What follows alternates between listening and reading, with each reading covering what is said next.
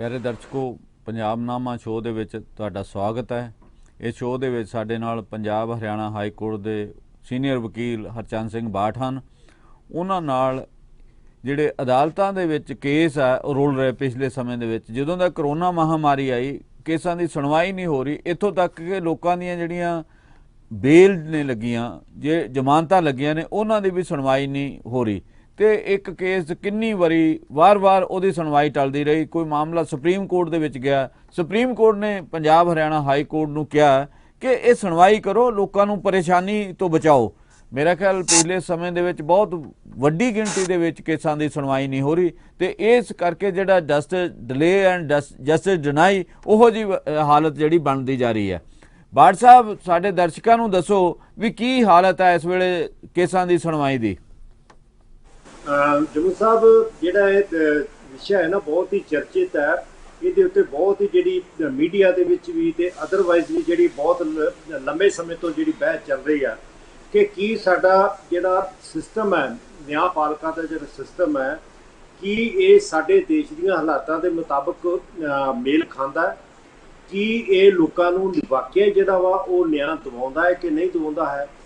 ਪਿਛਲੇ ਸਮੇਂ ਦੇ ਵਿੱਚ ਜਿਹੜੀ ਹੈ ਲੱਖਾਂ ਹੀ ਕੇਸ ਜਿਹੜੇ ਆ ਉਹ ਅਦਾਲਤਾਂ ਦੇ ਵਿੱਚ ਪੈਂਡਿੰਗ ਪਏ ਆ, ਜਿਹੜੇ ਪਤਾ ਨਹੀਂ 10 ਸਾਲ 15 ਸਾਲ 20 ਸਾਲ ਜਿਨ੍ਹਾਂ ਦੀ ਕੋਈ ਪਤਾ ਨਹੀਂ ਹੈ ਕਿ ਕਦੋਂ ਵਾਰੀ ਆਉਣੀ ਹੈ, ਕਦੋਂ ਸੁਣਵਾਈ ਹੋਣੀ ਹੈ। ਖਾਸ ਕਰਕੇ ਜਿਹੜੀਆਂ ਉੱਚ ਅਦਾਲਤਾਂ ਅਸੀਂ ਕਹਿੰਦੇ ਆ ਹਾਈ ਕੋਰਟ ਤੇ ਸੁਪਰੀਮ ਕੋਰਟ ਨੂੰ, ਉਹਨਾਂ ਦੇ ਵਿੱਚ ਜਿਹੜੀਆਂ ਰਿਟ ਪਟੀਸ਼ਨਾਂ ਪਈਆਂ ਨੇ ਉਹ 20 ਸਾਲ ਤੋਂ ਉੱਪਰ ਹੋ ਗਏ ਨੇ ਉਹਨਾਂ ਨੂੰ ਪੈਂਡਿੰਗ। ਔਰ ਉਹਨਾਂ ਦੇ ਵਿੱਚੋਂ ਬਹੁਤ ਸਾਰੇ ਲੋਕ ਮਰ ਗਏ ਹੋਣਗੇ, ਬਹੁਤ ਸਾਰੇ ਰਿਟਾਇਰ ਹੋ ਗਏ ਹੋਣਗੇ, ਬਹੁਤ ਸਾਰੇ ਇੱਧਰ ਉੱਧਰ ਚਲੇ ਗਏ ਹੋਣਗੇ, ਬਹੁਤ ਸਾਰੇ ਭੁੱਲ ਗਏ ਹੋਣਗੇ ਕੇਸਾਂ ਨੂੰ, ਪਰ ਉਹਨਾਂ ਕੇਸਾਂ ਦੀ ਵਾਰੀ ਅਜੇ ਨਹੀਂ ਆਈ। ਇਸੇ ਤਰ੍ਹਾਂ ਦੇ ਨਾਲ ਜਿਹੜੇ ਆ ਉਹ ਫੌਜਦਾਰੀ ਕੇਸ ਆ, ਇਸੇ ਤਰ੍ਹਾਂ ਦੇ ਨਾਲ ਹਾਲਤ ਜਿਹੜੀ ਆ ਉਹ ਦੀਵਾਨੀ ਕੇਸਾਂ ਦੀ ਬਣੀ ਹੋਈ ਆ। ਜਿਹੜੀਆਂ ਦੀਵਾਨੀ ਅਪੀਲਾਂ ਨੇ ਉਹ ਵੀ 25-25 ਸਾਲ ਦੀਆਂ ਹਾਈ ਕੋਰਟ ਦੇ ਵਿੱਚ ਪੈਂਡਿੰਗ ਪਈਆਂ ਨੇ। ਇਸੇ ਤਰ੍ਹਾਂ ਨਾਲ ਜਿਹੜੀਆਂ ਫੌਜਦਾਰੀ ਕੇਸ ਨੇ, ਲੋਕਾਂ ਨੇ ਆਪਣੀ ਸਜ਼ਾ ਪੂਰੀ ਕਰ ਲਈ ਜੇਲ੍ਹ ਦੇ ਅੰਦਰ ਹੀ, ਪਰ ਉਹਨਾਂ ਦੀ ਸੁਣਵਾਈ ਜਿਹੜੀ ਹੈ ਉਹ ਨਹੀਂ ਹੋ ਸਕੀ। ਇਸ ਕਰਕੇ ਬਹੁਤ ਹੀ ਇਹ ਸੰਜੀਦਾ ਮਸਲਾ ਹੈ ਜਿਹੜਾ ਸਿੱਧੇ ਤਰ੍ਹਾਂ ਦੇ ਨਾਲ ਲੋਕਾਂ ਦੀ ਜਿਹੜੀ ਲਿਬਰਟੀ ਹੈ, ਲੋਕਾਂ ਦੀ ਜਿਹੜੀ ਆਜ਼ਾਦੀ ਆ, ਲੋਕਾਂ ਦੇ ਜਿਹੜੀ ਹੱਕ ਹੈ ਨਿਆਂ ਲੈਣ ਦੇ ਲਈ, ਉਹਦੇ ਉੱਤੇ ਸਿੱਧੀ ਤਰ੍ਹਾਂ ਦੇ ਨਾਲ ਜਿਹੜੀ ਆ ਅਫੈਕਟ ਕਰਦੀ ਹੈ। ਇਸ ਕਰਕੇ ਜਿਹੜਾ ਹੈ ਲੋਕਾਂ ਨੂੰ ਬਹੁਤ ਜ਼ਿਆਦਾ ਜਿਹੜਾ ਵਾ ਉਹ ਮੁਸ਼ਕਲਾਂ ਦਾ ਸਾਹਮਣਾ ਕਰਨਾ ਪੈ ਰਿਹਾ। ਹੁਣ ਜਿਹੜੀ ਤੁਸੀਂ ਗੱਲ ਕੀਤੀ ਆ ਹੁਣ ਦੀ, ਇਹ ਜਦੋਂ ਦਾ ਕੋਵਿਡ ਜਿਹੜਾ ਕਰੋਨਾ ਕਾਲ ਦੀ ਜੀ, ਕਰੋਨਾ ਕਾਲ ਤੇ ਇਹ ਉਹਦੀ ਕੰਟੀਨਿਊਟੀ ਹੈ। ਬਲਕਿ ਮੈਂ ਕਹਾਂਗਾ ਕਿ ਹਾਲਤ ਜਿਹੜੀ ਆ ਪਹਿਲਾਂ ਨਾਲੋਂ ਵੀ ਬਹੁਤ ਹੀ ਮਾੜੀ ਹੋਈ ਹੈ, ਬਹੁਤ ਹੀ ਵਸ ਵੱਲ ਗਈ ਹੈ। ਕਿਉਂਕਿ ਜਿਹੜੇ ਕੇਸ ਜਿਹੜੇ ਆ ਮਾਰਚ 2020 ਤੋਂ ਲੱਗੇ ਪਏ ਸੀ, ਉਹ ਜਿਹੜੇ ਕੇਸ ਹੈ ਉਹ ਅਜੇ ਤੱਕ ਦੁਬਾਰਾ ਬਹੁਤ ਸਾਰੇ ਕੇਸ ਜਿਹੜੇ ਉਹਨਾਂ ਚੋਂ ਆ ਉਹ ਸੁਣਵਾਈ ਲਈ ਨਹੀਂ ਲੱਗ ਸਕੇ। ਇਸੇ ਕਰਕੇ ਜਿਹੜਾ ਵਾ ਇੱਕ ਕੇਸ ਸੁਪਰੀਮ ਕੋਰਟ ਦੇ ਵਿੱਚ ਗਿਆ, ਜਿਹੜਾ ਬੰਦਾ ਜਿਹੜਾ ਵਾ ਉਹ ਜੇਲ੍ਹ ਦੇ ਵਿੱਚ ਬੈਠਾ ਹੈ ਤੇ ਉਹਨੇ ਸਿਰਫ ਉਹ ਇਹ ਨਹੀਂ ਕਹਿੰਦਾ ਹੈ ਕਿ ਮੈਨੂੰ ਜ਼ਮਾਨਤ ਦੇ ਲਓ, ਕੋਈ ਨਹੀਂ ਕਹਿੰਦਾ ਹੈ ਕਿ ਤੁਸੀਂ ਕੇਸ ਜਿਹੜਾ ਵਾ ਉਹ ਮੇਰੇ ਫੇਵਰ ਦੇ ਵਿੱਚ ਕਰ ਲਓ। ਇਹ ਤਾਂ ਸਿਰਫ ਜਿਹੜੇ ਵਕੀਲ ਹੈ ਜਾਂ ਜਿਹੜੇ ਲੋਕ ਹੈ ਇਹ ਚਾਹੁੰਦੇ ਆ ਕਿ ਕੋਈ ਵੀ ਜਿਹੜਾ ਡਿਸੀਜਨ ਹੈ, ਕੋਈ ਵੀ ਫੈਸਲਾ ਜਿਹੜਾ ਵਾ ਮੇਰੇ ਹੱਕ 'ਚ ਹੈ, ਮੇਰੇ ਖਿਲਾਫ ਹੈ, ਉਹਦਾ ਫੈਸਲਾ ਤੁਸੀਂ ਕਰ ਦਿਓ। ਤੇ ਇਹ ਜਿਹੜਾ ਕੇਸ ਹੈ, ਇਹ ਇੱਕ case Punjab and Haryana high court ਦੇ ਵਿੱਚ ਇੱਕ ਮੁਲਜ਼ਮ ਜਿਹੜਾ ਸੀ ਉਹਨੇ ਲਾਇਆ, ਜਿਹੜਾ ਜੇਲ੍ਹ ਦੇ ਵਿੱਚ ਬੈਠਾ ਹੈ, ਮਾਰਚ 2020 ਦੇ ਵਿੱਚ ਲਾਇਆ ਤੇ ਹੁਣ ਤੱਕ ਉਸ ਕੇਸ ਦੀ ਕੋਈ ਸੁਣਵਾਈ ਜਿਹੜੀ ਹੈ ਉਹ ਨਹੀਂ ਹੋ ਪਈ। ਇਸ ਕਰਕੇ ਉਹ ਜਿਹੜਾ ਸ਼ਖਸ ਸੀ ਉਹਨੇ ਸੁਪਰੀਮ ਕੋਰਟ ਦੇ ਵਿੱਚ ਜਾ ਕੇ ਜਿਹੜੀ ਹੈ ਉਹ ਅਪੀਲ ਕੀਤੀ।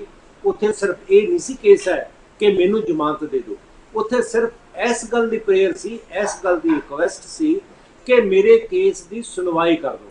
ਹੋ ਸਕਦਾ ਮੇਰੀ ਜ਼ਮਾਨਤ ਹੋ ਜੇ, ਹੋ ਸਕਦਾ ਨਾ ਹੋਵੇ, ਪਰ ਇਹ ਤਾਂ ਨਹੀਂ ਹੈ ਕਿ ਮੈਂ ਜਿਹੜਾ ਵਾ ਬਸ ਬੈਠਦਾ ਰਵਾਂ ਚੁੱਪ ਕਰਕੇ ਉੱਪਰ ਨੂੰ ਦੇਖਦਾ ਹੋਇਆ ਕਿ ਕਦੋਂ ਜਿਹੜਾ ਵਾ ਰੱਬ ਮੇਰੀ ਗੱਲ ਸੁਣਦਾ ਹੈ ਤੇ ਮੇਰੇ ਕੇਸ ਦੀ ਜਿਹੜੀ ਆ ਸੁਣਵਾਈ ਹੁੰਦੀ ਹੈ। ਇਸ ਕਰਕੇ ਜਿਹੜਾ ਸੁਪਰੀਮ ਕੋਰਟ ਨੇ ਆਪਣੇ ਆਰਡਰ ਦੇ ਵਿੱਚ ਕਿਹਾ ਕਿ ਹਾਲਾਤ ਜਿਹੜੇ ਆ ਉਹ ਬਿਲਕੁਲ ਇਹੋ ਜਿਹੇ ਠੀਕ ਨਹੀਂ ਹੈ। ਇਹ ਗੱਲ ਬਿਲਕੁਲ ਗਲਤ ਹੈ ਕਿ ਜਿਹੜੇ ਲੋਕ ਮੁਲਜ਼ਮ ਜਿਹੜੇ ਵਿਚਾਰੇ ਅੰਦਰ ਬੈਠੇ ਆ ਉਹਨਾਂ ਦੇ ਵਿੱਚੋਂ ਵੱਡੀ ਗਿਣਤੀ ਦੇ ਵਿੱਚ ਬੇਦੋਸ਼ੇ ਆ, ਜਿਨ੍ਹਾਂ ਨੇ ਆਖਰ ਦੇ ਵਿੱਚ ਜਿਹੜਾ ਵਾ ਉਹ ਬਰੀ ਹੋ ਜਾਣਾ।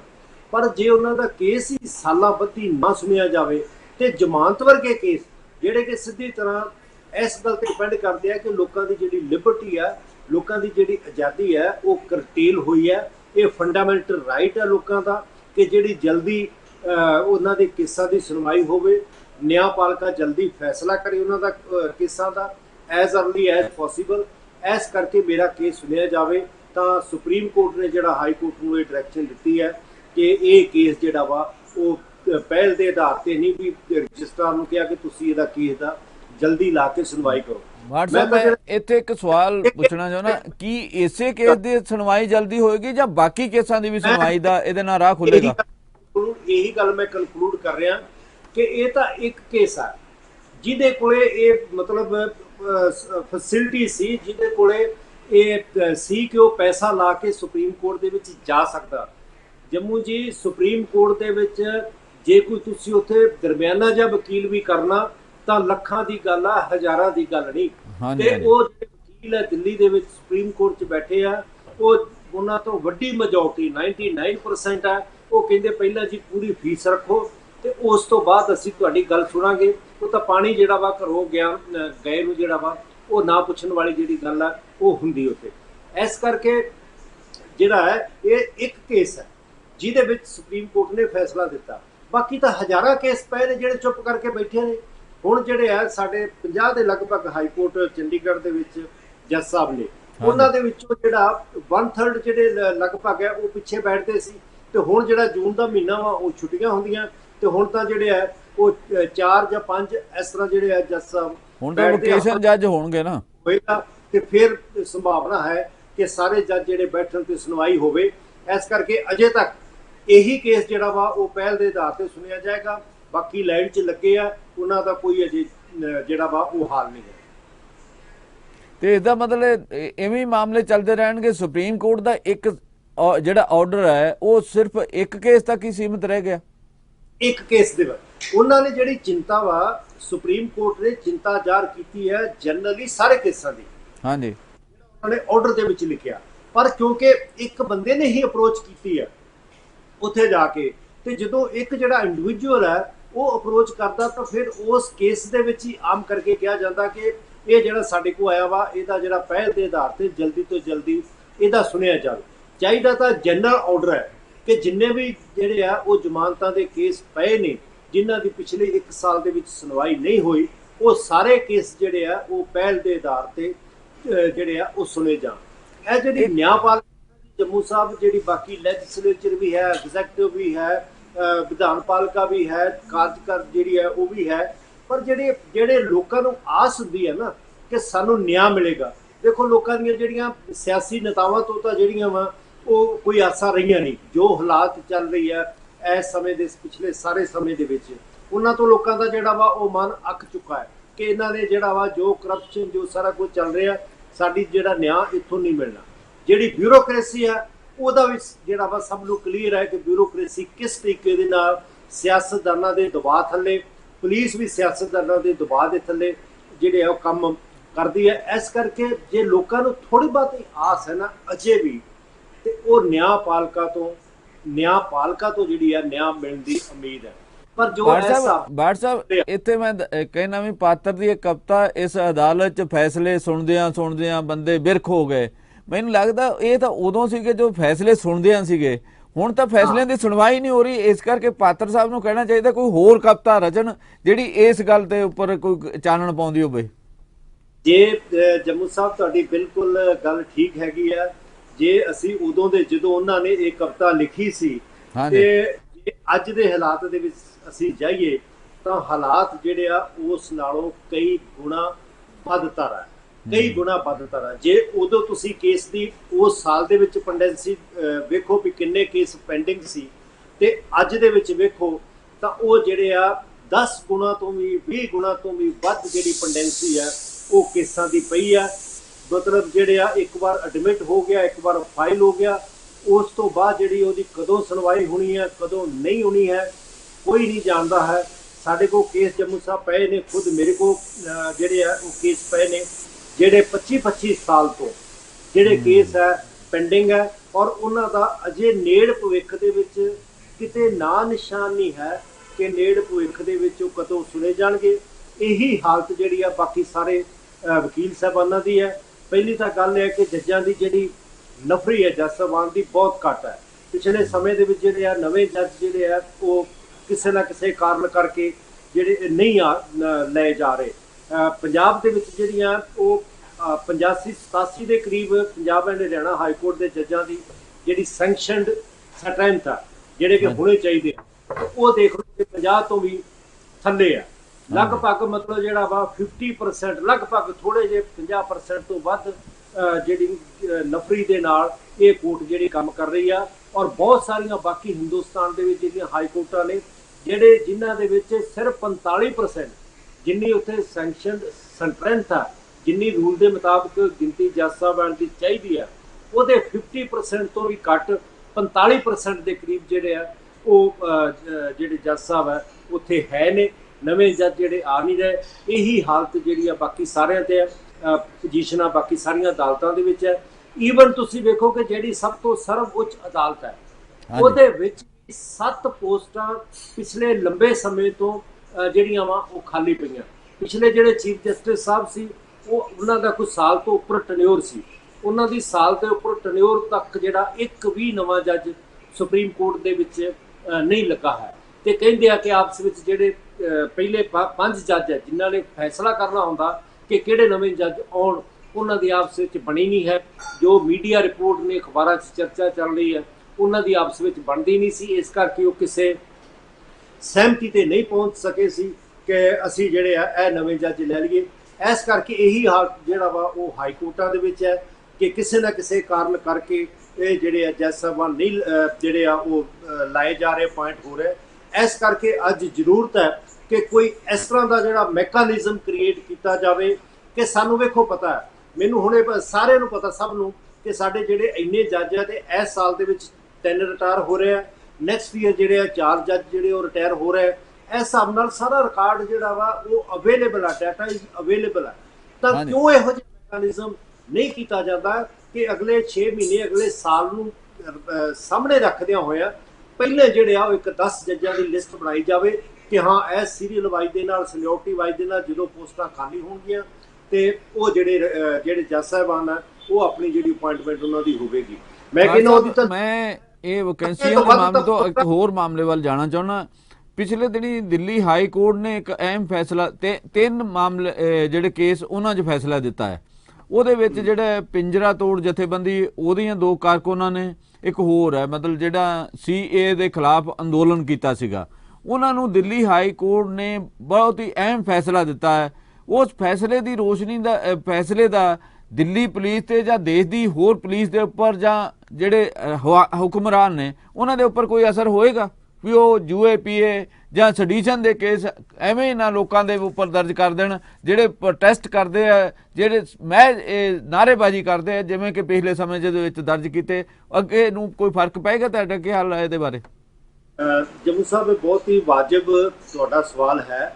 ਦੇਖੋ ਜਿਹੜਾ ਫੈਸਲਾ ਦਿੱਲੀ ਹਾਈ ਕੋਰਟ ਦੇ 2 ਜੱਜ ਸਾਹਿਬਾਨ ਨੇ ਕੀਤਾ ਹੈ, ਇਹ ਫੈਸਲਾ ਪੁਲਿਸ ਔਰ ਪ੍ਰਸ਼ਾਸਨ ਦੇ ਹਜਮ ਨਹੀਂ ਹੋ ਰਿਹਾ ਕਿਉਂਕਿ ਬਹੁਤ ਸਖਤ ਟਿੱਪਣੀਆਂ ਉਹਨਾਂ ਨੇ ਆਪਣੇ ਫੈਸਲੇ ਦੇ ਵਿੱਚ, ਬਹੁਤ ਸਖਤ ਟਿੱਪਣੀਆਂ ਜਿਹੜੀਆਂ ਉਹ ਪੁਲਿਸ ਤੇ ਵੀ ਕੀਤੀਆਂ ਨੇ ਤੇ ਉਸ ਪ੍ਰਸ਼ਾਸਨ ਤੇ ਵੀ ਕੀਤੀਆਂ ਨੇ ਔਰ ਸਰਕਾਰ ਤੇ ਵੀ ਕੀਤੀਆਂ ਨੇ।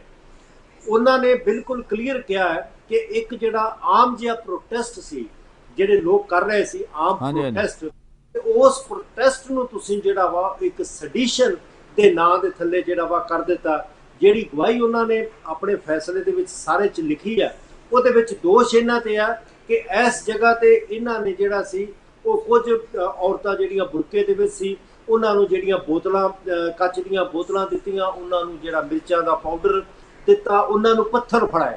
ਤੁਸੀਂ ਦੇਖੋ ਦੋਸ਼ ਪੁਲਿਸ ਜਿਹੜੀ ਹੈ ਘੱਟੋ ਘੱਟ ਇੰਨੀ ਤਾਂ ਸੈਂਸਿਟਿਵ ਹੋਵੇ ਕਿ ਜੇ ਅਸੀਂ ਐਡਾ ਵੱਡਾ ਚਾਰਜ ਲਾਉਣ ਲੱਗੇ ਹਾਂ, ਐਡਾ ਸੈਡੀਸ਼ਨ ਦਾ ਦੋਸ਼ ਲਾਉਣ ਲੱਗੇ ਹਾਂ ਤੇ ਅਸੀਂ ਘੱਟੋ ਘੱਟ ਕੋਈ ਐਵੀਡੈਂਸ ਤਾਂ ਕ੍ਰੀਏਟ ਕਰੀਏ। ਹੁਣ ਤੁਸੀਂ ਉਹਨਾਂ ਕੋਲ ਕੋਈ ਹਥਿਆਰ ਨਹੀਂ ਹੈ ਬਣਾਇਆ ਹੋਇਆ, ਇਹ ਵੀ ਕਿਤੇ ਨਹੀਂ ਹੈ ਕਿ ਇਹਨਾਂ ਕੋਲ ਹਥਿਆਰ ਅਸੀਂ ਦੇਖਿਆ ਰਿਕਵਰ ਤਾਂ ਕੀ ਕਰਨਾ। ਹੁਣ ਇੱਕ ਪੱਥਰ, ਇੱਕ ਜਿਹੜੀਆਂ ਕੱਚ ਦੀਆਂ ਬੋਤਲਾਂ ਤੇ ਮਿਰਚਾਂ ਦਾ ਪਾਊਡਰ, ਦੇਖੋ ਕਿੱਡੇ ਵੱਡੇ ਹਥਿਆਰ ਦਿੱਲੀ ਪੁਲਿਸ ਨੇ ਉਹਨਾਂ ਜਿਹੜੇ ਕੁੜੀਆਂ ਤੇ ਕੋ ਮੁੰਡਾ ਸੀ ਯੰਗ ਜਿਹੜੇ ਉਹ ਸਾਰੇ ਲੋਕ ਹੈ, ਮੁੰਡਾ 25 ਸਾਲ ਦਾ ਤੇ ਇੱਕ ਕੁੜੀ ਜਿਹੜੀ 31 ਸਾਲ ਦੀ ਹੈ। ਸਾਰੇ ਸਟੂਡੈਂਟ ਨੇ, ਸਾਰੇ ਜੀ, 2 JNU ਦੇ ਸਟੂਡੈਂਟ ਹੈ, ਇੱਕ ਜਾਮੀਆ ਮਿਲੀਆ ਦਾ ਜਿਹੜਾ ਲੜਕਾ ਵਾ ਉਹ ਸਟੂਡੈਂਟ। ਤੁਸੀਂ ਵੇਖੋ ਕਿ ਕਿੰਨੇ ਵੱਡਾ ਇਹਨਾਂ ਨੇ ਜਿਹੜਾ ਵਾ ਉਹ ਹਥਿਆਰ ਕਿੰਨੇ ਵੱਡੇ ਉਹਨਾਂ ਦੇ ਬਣਾਏ, ਵਿਸਫੋਟਕ ਪਦਾਰਥ ਕਿੰਨੇ ਵੱਡੇ ਬਣਾਏ ਕਿ ਇਹਨਾਂ ਨੇ ਸਟੇਟ ਨੂੰ ਜਿਹੜਾ ਵਾ ਉਹਦੇ ਖਿਲਾਫ ਜਿਹੜਾ ਸੈਡੀਸ਼ਨ ਇਹਨਾਂ ਪੱਥਰਾਂ ਦੇ ਨਾਲ, ਜਿਹੜੇ ਪੱਥਰ ਹਰ ਸੜਕ ਤੇ ਪਏ ਆ, ਇਹ ਪੱਥਰ ਵੀ ਕਿਸੇ ਨੂੰ ਫੜਾਉਣ ਜਾਣਾ ਝੋਲੀ 'ਚ ਭਰ ਕੇ ਵੀ ਇਹ ਪੱਥਰ ਸੀ ਕਿ ਟੋਕਰੀ ਦੇ ਵਿੱਚ ਪਾ ਕੇ ਲੈ ਕੇ ਗਏ ਜਾਂ ਬੋਤਲਾਂ ਲੈ ਕੇ ਗਈਆਂ। ਪੜ੍ਹੀਆਂ ਲਿਖੀਆਂ JNU ਦੀਆਂ ਉਹ ਕੁੜੀਆਂ ਤੇ ਉਹ ਜਾਮੀਆ ਮਿਲੀਆ ਦਾ ਸਟੂਡੈਂਟ। ਔਰ ਮਿਰਚਾਂ ਦੇਖੋ, ਮਿਰਚਾਂ ਵੀ ਜਿਹੜੀਆਂ ਉਹ ਉਹਨਾਂ ਨੂੰ ਜਿਹੜਾ ਵਾ ਉਹ ਜਾ ਕੇ ਦੇਣੀ। ਮਤਲਬ ਇਸ ਤਰ੍ਹਾਂ ਦਾ ਜਿਹੜਾ ਤੁਹਾਡਾ ਸਵਾਲ ਆ ਉਹਦੀ ਬੈਕਗਰਾਊਂਡ ਦੇ ਵਿੱਚ ਮੈਂ ਜਾਂਦਾ ਹੋਇਆ ਇਹ ਕਹਾਂਗਾ ਕਿ ਦਿੱਲੀ ਪੁਲਿਸ ਨੂੰ, ਪ੍ਰਸ਼ਾਸਨ ਨੂੰ ਤੇ ਸਰਕਾਰ ਨੂੰ ਇਹ ਜਿਹੜਾ ਦਿੱਲੀ ਹਾਈ ਕੋਰਟ ਦਾ ਫੈਸਲਾ ਸੀ ਉਹ ਪਚਿਆ ਨਹੀਂ। ਉਹਨਾਂ ਨੇ ਬਿਲਕੁਲ ਕਲੀਅਰ ਕਿਹਾ ਕਿ ਜੇ UAPA ਲਾਉਣਾ ਤਾਂ ਉਹਦੀਆਂ ਜਿਹੜੀਆਂ ਇਨਗਰੀਡੀਐਂਟਸ ਆ ਉਹਦੇ ਵਿੱਚ ਉਹ ਚੀਜ਼ਾਂ ਜਿਹੜੀਆਂ ਵਾ ਜੇ ਸਾਹਮਣੇ ਆਉਣ ਤਾਂ ਹੀ ਲੱਗ ਸਕਦਾ। ਇਹ ਤਾਂ ਠੀਕ ਹੈ ਕਿ ਡੈਮੋਸਟ੍ਰੇਸ਼ਨ ਹੈ, ਡੈਮੋਸਟ੍ਰੇਸ਼ਨ ਜਿਹੜੇ ਆ ਉਹ ਪ੍ਰੋਟੈਸਟ ਜਿਹੜੇ ਆ ਉਹ ਵਾਇਲੈਂਟ ਹੁੰਦੇ ਆ, ਇਹ ਰੋਜ਼ ਹੀ ਹੁੰਦਾ। ਕੱਲ ਪਰਸੋਂ ਇੱਥੇ ਹੋਇਆ ਆਪਣਾ ਪਾਣੀ ਦੀਆਂ ਬੁਛਾੜਾਂ ਛੱਡੀਆਂ ਜਿੱਥੇ ਸੁਖਬੀਰ ਬਾਦਲ ਤੇ ਉਹ ਅਮਰਿੰਦਰ ਦੀ ਕੋਠੀ ਨੂੰ ਘੇਰਨ ਗਏ।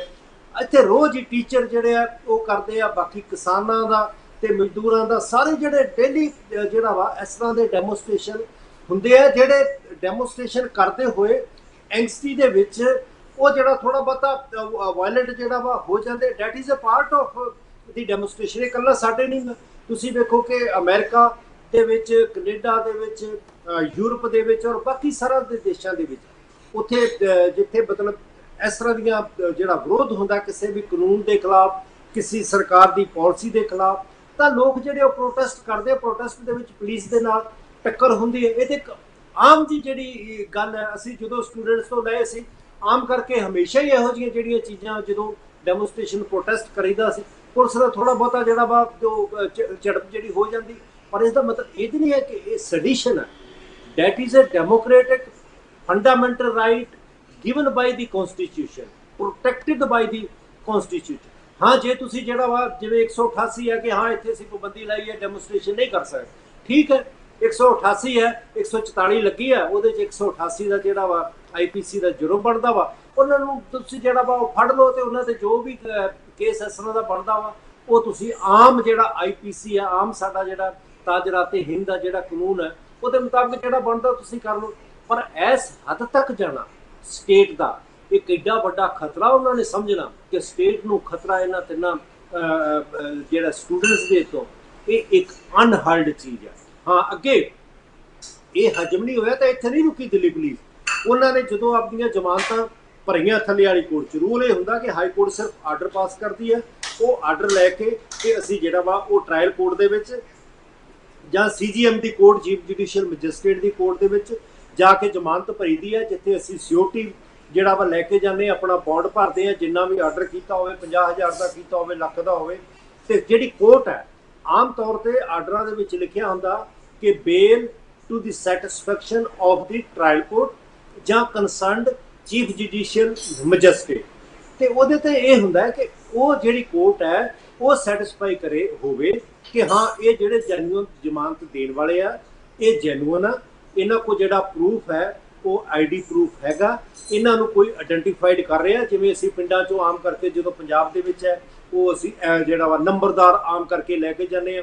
ਹੁਣ ਮੈਂਬਰ ਜਾਂ ਸਰਪੰਚ ਵੀ ਜਾ ਸਕਦਾ ਜਿਨ੍ਹਾਂ ਕੋਲ I ਕਾਰਡ ਹੁੰਦੇ ਆ, ਉਹ ਜਿਹੜਾ ਵਾ ਆਇਡੈਂਟੀਫਾਈ ਕਰਦੇ ਕਿ I know such person and he is a resident of such person, ਤੇ ਉਹਦੀ ਗਰੰਟੀ ਜਿਹੜੀ ਹੈ ਜ਼ਮਾਨਤ ਦੇ ਰਿਹਾ।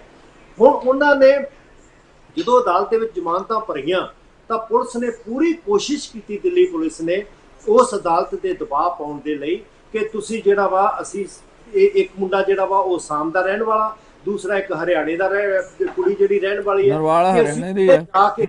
ਉੱਥੇ ਜਾ ਕੇ ਅਸੀਂ ਉਹਨਾਂ ਦੀ ਵੈਰੀਫਾਈ ਕਰਾਂਗੇ ਕਿ ਵਾਕਈ ਐਡਰੈਸ ਇਹਨਾਂ ਦਾ ਇਹ ਹੈ, ਜਿਹੜੇ ਜ਼ਮਾਨਤੀਏ ਦਿੱਤੇ ਆ ਉਹਨਾਂ ਦੀ ਵੈਰੀਫਾਈ ਕਰਾਂਗੇ ਤੇ ਸਾਨੂੰ ਜਿਹੜਾ ਵਾ 4-5 ਦਿਨ ਦਾ ਸਮਾਂ ਜਿਹੜਾ ਵਾ ਚਾਹੀਦਾ, ਇਸ ਕਰਕੇ ਉਹਨਾਂ ਚਿਰ ਤੱਕ ਇਹਨਾਂ ਦੀ ਜ਼ਮਾਨਤ ਨਾ ਲਈ ਜਾਵੇ।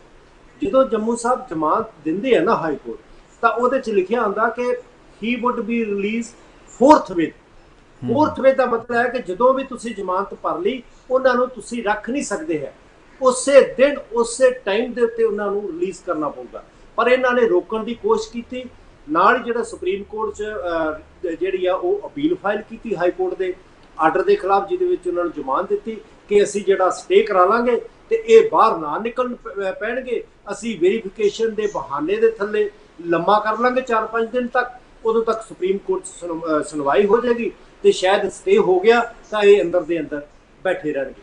ਮਤਲਬ ਇਸ ਤਰ੍ਹਾਂ ਦੇ ਨਾਲ ਨਿੱਜੀ ਤੌਰ ਤੇ ਬਦਲਾ ਲਊ ਪਹੁੰਚ ਅਪਣਾਉਣੀ ਦਿੱਲੀ ਪੁਲਿਸ ਵੱਲੋਂ ਤੇ ਹਾਈ ਕੋਰਟ ਦੇ ਡਿਵੀਜ਼ਨ ਬੈਂਚ ਦਾ 2 ਜੱਜਾਂ ਦੇ ਆਰਡਰ ਦੀ ਕੋਈ ਪਰਵਾਹ ਨਾ ਕਰਨੀ ਤੇ ਜਿਹੜਾ ਜੱਜ ਥੱਲੇ ਕੋਰਟ ਦਾ ਜੱਜ ਆ ਉਹਦੇ ਤੇ ਦਬਾਅ ਪਾਉਣਾ, ਇਹ ਕਦੇ ਹਿਸਟਰੀ ਦੇ ਵਿੱਚ ਨਹੀਂ ਹੋਇਆ ਕਿ ਹਾਈ ਕੋਰਟ ਦੇ ਫੈਸਲੇ ਦੀ ਇਸ ਤਰ੍ਹਾਂ ਨਾਲ ਕੈਜੂਅਲ ਉਹਨੂੰ ਲਿਆ ਜਾਵੇ। ਪਰ ਜਿਹੜਾ ਵਾ ਫਿਰ ਵੀ ਉਸ ਜੱਜ ਨੇ ਜਿਹੜੇ ਥੱਲੇ ਜ਼ਮਾਨਤ ਭਰੀ ਹੈ, ਉਹਨਾਂ ਨੇ ਕਿਹਾ ਕਿ ਨਾ, ਹਾਈ ਕੋਰਟ ਦਾ ਆਰਡਰ ਹੈ, ਮੈਂ ਇਸ ਤੇ ਵੇਟ ਨਹੀਂ ਕਰ ਸਕਦੀ, ਤੁਸੀਂ ਜੋ ਵੈਰੀਫਿਕੇਸ਼ਨ ਕਰਦੇ ਹੋ ਆਪਣੇ ਤੌਰ ਤੇ ਕਰ ਲਓ, ਜੇ ਤੁਹਾਨੂੰ ਲੱਗੇਗਾ ਕਿ ਕੁਝ ਇਹਦੇ ਵਿੱਚ ਗਲਤ ਹੈ। 23 ਤਰੀਕ ਉਹਨਾਂ ਪਾਤੀ ਹੈ, 23 ਤਰੀਕ ਨੂੰ 2 ਵਜੇ ਜਿਹੜਾ ਮੇਰੀ ਕੋਰਟ ਦੇ ਵਿੱਚ ਆਪਦੀ ਰਿਪੋਰਟ ਦੇ ਦਿਓ। ਜੇ ਲੱਗੇਗਾ ਕਿ ਜ਼ਮਾਨਤ ਦੇਣ ਵਾਲਿਆਂ ਦੇ ਵਿੱਚ ਜਾਂ ਐਡਰੈਸ ਜਿਹੜੇ ਉਹਨਾਂ ਦੇ ਵਿੱਚ ਕੋਈ ਗੜਬੜ ਹੈ ਤਾਂ ਉਸ ਵੇਲੇ ਅਸੀਂ ਜਿਹੜੀ ਹੈ ਸੁਣਵਾਈ ਕਰ ਲਾਂਗੇ। ਤੁਸੀਂ ਦੇਖੋ ਜੰਮੂ ਸਾਹਿਬ 1 ਸਾਲ ਹੋ ਗਿਆ ਉਹਨੂੰ ਹਿਰਾਸਤ, ਹਾਂਜੀ ਸਾਲ, ਤੇ ਅਜੇ ਤੱਕ ਇਹ ਦਿੱਲੀ ਪੁਲਿਸ ਦੀ ਐਡੀ ਵੱਡੀ ਜਿਹੜੀ ਵੇਖੋ ਐਫੀਸ਼ੀਐਂਸੀ ਕਿੱਡੀ ਵੱਡੀ, ਉਹਨਾਂ ਦੀ ਕਾਰਗੁਜ਼ਾਰੀ ਕਿੱਡੀ ਵੱਡੀ ਹੈ, ਅਜੇ ਤੱਕ ਬੇਸ਼ਰਮੀ ਦੇ ਨਾਲ ਕਹਿ ਰਹੇ ਆ ਕਿ ਅਸੀਂ ਉਹਨਾਂ ਦੇ ਕਿੱਥੋਂ ਦੇ ਰਹਿਣ ਵਾਲੇ ਆ, ਉਹਨਾਂ ਦੇ ਐਡਰੈਸ ਦੀ ਵੈਰੀਫਿਕੇਸ਼ਨ ਕਰਨੀ ਆ। ਤੁਸੀਂ ਚਲਾਨ ਉਹਨਾਂ ਦੇ ਖਿਲਾਫ ਦੇ ਦਿੱਤਾ, ਤੁਸੀਂ ਕੇਸ ਉਹਨਾਂ ਦੇ ਖਿਲਾਫ ਬਣਾ ਦਿੱਤੇ, ਜੇਲ੍ਹ 'ਚ ਉਹਨਾਂ ਨੂੰ ਸੁੱਟ ਦਿੱਤਾ, ਤੇ ਜੇ ਉਹਨਾਂ ਨੂੰ ਪਤਾ ਨਹੀਂ ਹੈ ਕਿ ਕਿੱਥੋਂ ਦੇ ਰਹਿਣ ਵਾਲੇ ਹੈ ਕੌਣ ਆ, ਫਿਰ ਤੁਸੀਂ ਹਾਲ ਤੱਕ ਕੀ ਕਰਦੇ ਨੇ? ਇਹ ਮਤਲਬ ਮਜ਼ਾਕ ਜਿਹੜਾ ਵਾ ਉਹ ਦਿੱਲੀ ਪੁਲਿਸ ਨੇ ਬਣਾਇਆ ਹੋਇਆ। ਤੇ ਇਸ ਤਰੀਕੇ ਨਾਲ ਨਿੱਜੀ ਰੰਜਿਸ਼ ਜਿਵੇਂ ਹੁੰਦੀ ਹੈ ਨਾ ਪਿੰਡਾਂ ਦੇ ਵਿੱਚ, ਇਸ ਤਰੀਕੇ ਨਾਲ ਨਿੱਜੀ ਰੰਜਿਸ਼ ਨੂੰ ਕਰਕੇ ਉਸ ਫੈਸਲੇ ਨੂੰ ਹਜਮ ਨਹੀਂ ਹੋਣ ਦਾ ਕਰਕੇ ਇਸ ਤਰ੍ਹਾਂ ਦਾ ਨਾਲ ਦਾ ਵਤੀਰਾ ਕੀਤਾ ਜਾ ਰਿਹਾ। ਮੈਨੂੰ ਲੱਗਦਾ ਕਿ ਦਿੱਲੀ ਪੁਲਿਸ ਤੇ ਜਿਹੜੀ ਯੂਪੀ ਦੀ ਪੁਲਿਸ ਆ ਉਹਨਾਂ 'ਚ ਮੁਕਾਬਲਾ ਚੱਲ ਰਿਹਾ। ਯੂਪੀ ਦੀ ਪੁਲਿਸ ਨੇ ਕੱਲ ਜਿਹੜੇ ਇੱਕ ਮਤਲਬ ਕੁਝ ਪੱਤਰਕਾਰਾਂ ਦੇ ਉੱਪਰ ਕੇਸ ਦਰਜ ਕਰ ਦਿੱਤੇ ਵੀ ਉਹਨਾਂ ਨੇ ਇੱਕ ਆਦਮੀ ਦੀ ਫੋਟੋ ਜਿਹੜੀ ਹੈ ਵੀਡੀਓ ਵਾਇਰਲ ਕਰਤੀ, ਵੀ ਉਹਨੇ ਕਿਹਾ ਵੀ ਮੈਨੂੰ ਉਹ ਘੱਟ ਗਿਣਤੀ ਨਾਲ ਸੰਬੰਧਿਤ ਆ, ਮੈਨੂੰ ਫਲਾਣਿਆਂ ਨੇ ਕੁੱਟਿਆ। ਮਤਲਬ ਉਹ ਵੀਡੀਓ ਵਾਇਰਲ ਕਰਨ ਦੇ ਉੱਪਰ ਹੀ ਕੇਸ ਦਰਜ ਕਰ ਲਿਆ ਵੀ ਇਹ ਨਫ਼ਰਤ ਫੈਲਾਉਣਾ ਚਾਹੁੰਦੇ ਆ, ਸਮਾਜ ਦੇ ਵਿੱਚ ਆ ਕੁਝ ਕਰਨਾ ਚਾਹੁੰਦੇ ਆ। ਮਤਲਬ ਵੀਡੀਓ ਵਾਇਰਲ ਕਰਨ ਵਾਲਿਆਂ ਦਾ ਕੇਸ ਦਰਜ ਕਰਨਾ ਮਤਲਬ ਇਹ ਦਰਸਾਉਂਦਾ ਹੈ ਵੀ ਸਾਡੇ ਦੇਸ਼ ਦੀ ਜਮਹੂਰੀਅਤ ਕਿੱਧਰ ਨੂੰ ਜਾ ਰਹੀ ਹੈ। ਜੰਮੂ ਸਾਹਿਬ ਇਹ ਨਾ ਬਿਲਕੁਲ ਤੁਹਾਡੀ ਗੱਲ ਠੀਕ ਹੈ। ਵੇਖੋ ਯੂਪੀ ਪੁਲਿਸ ਤਾਂ ਜਿਹੜੀ ਹੈ ਨਾ ਉਹਦਾ ਰਿਕਾਰਡ ਜਿਹੜਾ ਵਾ ਕਦੇ ਵੀ ਹਿਸਟਰੀ ਦੇ ਵਿੱਚ ਕਦੇ ਠੀਕ ਨਹੀਂ ਰਿਹਾ। ਤੁਸੀਂ ਵੇਖੋਗੇ ਕਿ ਸੈਂਕੜੇ ਹੀ ਇਹੋ ਜਿਹੀਆਂ ਚੀਜ਼ਾਂ ਜਿਹੜੀਆਂ ਉਹਨਾਂ ਦੀਆਂ ਉਹ ਆਈਆਂ ਕਿ ਕਿਸ ਤਰ੍ਹਾਂ ਨਾਲ ਜਿਹੜਾ ਵਾ ਉਹ ਆਰਬਿਟਰੀ ਤਰੀਕੇ ਨਾਲ ਜੋ ਮਨਮਰਜ਼ੀ ਦੇ ਤਰੀਕੇ ਨਾਲ ਜੋ ਮਰਜ਼ੀ ਕਰਨ ਨਾ ਕਰਨ, ਇਹ ਤੇ ਉਹਨਾਂ ਦੀ ਟ੍ਰੇਨਿੰਗ ਦੀ ਵੀ ਜਿਹੜੀ ਹੈ ਉਹ ਕੁਐਸਚਨ ਮਾਰਕ ਦੇ ਥੱਲੇ ਰਹੀ ਹੈ ਕਿ ਕਿਸ ਤਰ੍ਹਾਂ ਨਾਲ ਟ੍ਰੇਨਿੰਗ ਉਹਨਾਂ ਦੀ ਹੁੰਦੀ ਹੈ।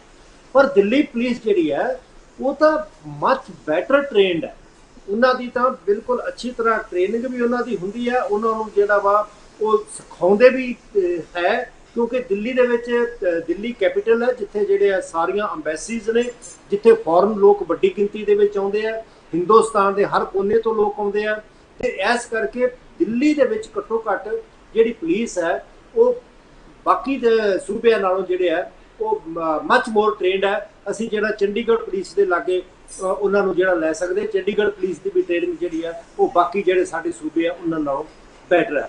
ਪਰ ਫਿਰ ਵੀ ਮਤਲਬ ਇਸ ਤਰੀਕੇ ਦਾ ਬਿਹੇਵ ਕਰਨਾ ਕਿ ਯੂਪੀ ਦੀ ਪੁਲਿਸ ਨਾਲੋਂ ਵੀ ਵਰਸ ਤਰੀਕੇ ਦੇ ਨਾਲ ਨਿੱਜੀ ਰੰਜਿਸ਼ਬਾਜ਼ੀ ਰੱਖ ਕੇ, ਕਾਨੂੰਨ ਦੀਆਂ ਜਿਹੜੀਆਂ ਧੱਜੀਆਂ ਉਡਾ ਕੇ, ਕਾਨੂੰਨ ਦੀ ਰਿਸਪੈਕਟ ਨਾ ਕਰਕੇ ਜੋ ਕੀਤਾ ਉਹਨਾਂ ਨੇ, ਇਹ ਅਨਹਰਡ ਆਫ ਹੈ, ਕਦੇ ਸੁਣਿਆ ਨਹੀਂ ਹੈ। ਦਿੱਲੀ ਦੇ ਵਿੱਚ ਯੂਪੀ ਦੇ ਵਿੱਚ ਤਾਂ ਹੈ ਹੀ ਹੈ। ਉਹ ਦੇਖੋ ਪੱਤਰਕਾਰ ਜਿਹੜਾ ਕੇਰਲਾ ਵਾਲਾ ਸੀ, ਨਾਲ ਉਹਦੇ ਕੁਝ ਬੰਦੇ ਜਿਹੜੇ ਆ ਉਹ ਜਾ ਰਹੇ ਸੀ ਜਦੋਂ ਉੱਥੇ ਘਟਨਾ ਹੋਈ ਸੀ ਉਹਦਾ ਪਤਾ ਕਰਨ, ਉੱਥੇ ਕਪਨ ਸਦੀਕੀ ਉੱਥੇ ਉਹਨਾਂ ਨੂੰ ਘੇਰ ਕੇ ਤੇ ਉਹ ਰੱਖ ਲਿਆ। ਅਜੇ ਤੱਕ ਉਹ ਉੱਥੇ ਜੇਲ੍ਹ ਦੇ ਵਿੱਚ ਜਿਹੜੇ ਆ ਉਹ ਬੈਠੇ ਹੋਏ ਆ, ਅਜੇ ਤੱਕ ਉਹਨਾਂ ਦੀ ਬੇਲ ਦੀ ਜਿਹੜੀ ਇਹ ਹੋਇਆ ਅਦਾਲਤ ਨੇ ਯੂਏਪੀਏ ਦੇ ਵਿੱਚ ਉਹਦੇ ਕੇਸ ਖਤਮ ਕਰ ਦਿੱਤਾ, ਪਰ ਹੁਣ ਲੱਗਦਾ ਕਿਸੇ ਹੋਰ ਕੇਸ 'ਚ ਉਹਨੂੰ ਅੰਦਰ ਰੱਖਿਆ ਹੋਇਆ।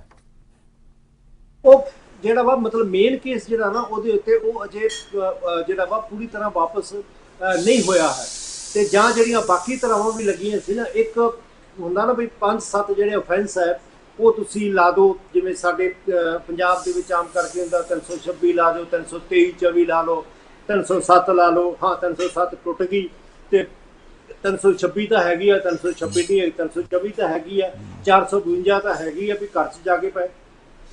ਇਸ ਤਰ੍ਹਾਂ ਨਾਲ ਵੀ ਉੱਥੇ ਬਹੁਤ ਸਾਰੀਆਂ ਧਾਰਾਵਾਂ ਜਿਹੜੀਆਂ ਵਾ ਉਹ ਲਾਈਆਂ, ਉਹਦੇ ਵਿੱਚੋਂ ਕੁਝ ਜਿਹੜੀਆਂ ਵਾ ਹੋ ਸਕਦਾ ਉਹ ਖਤਮ ਹੋ ਗਈਆਂ ਹੋਣ, ਪਰ ਅਜੇ ਵੀ ਬਾਕੀ ਜਿਹੜੀਆਂ ਉਹ ਪਈਆਂ ਹੋਈਆਂ ਨੇ, ਤੇ ਇਸ ਕਰਕੇ ਅਜੇ ਵੀ ਉਹ ਜਿਹੜੇ ਆ ਮਤਲਬ ਅੰਦਰ ਬੈਠੇ ਹੋਏ ਨੇ, ਜਿਹੜਾ ਕਿ ਇੱਕ ਬਹੁਤ ਹੀ ਮੰਦਭਾਗੀ ਵਾਲੀ ਗੱਲ ਹੈ। ਕਿਸੇ ਜਿਹੜਾ ਵਾ ਅੱਤਵਾਦੀ ਜਥੇਬੰਦੀ, ਕਿਸੇ ਟੈਰਰਿਸਟ ਆਰਗੇਨਾਈਜੇਸ਼ਨ ਨਾਲ ਸੰਬੰਧ ਨਹੀਂ। ਇੱਕ ਛੋਟਾ ਜਿਹਾ ਪੱਤਰਕਾਰ, ਉਹਨਾਂ ਨੇ ਸਾਰੇ ਵੇਖ ਲਏ, ਬੈਂਕ ਅਕਾਊਂਟ ਦੇਖ ਲਏ, ਕਿਤੇ ਕੋਈ ਜਿਹੜਾ ਵਾ ਉਹ ਜਿਹੜਾ ਕਿਸੇ ਤਰ੍ਹਾਂ ਦੀ ਜਿਹੜੀ ਅਨਸੈਸਰੀ ਜਾਂ ਜਿਹੜੀ ਲੱਗੇ ਕਿ ਹਾਂ ਬਿਨਾਂ ਕਿਸੇ ਗੱਲ ਤੋਂ ਪੈਸਾ ਆ, ਉਹ ਨਹੀਂ ਮਿਲਿਆ ਹੈ।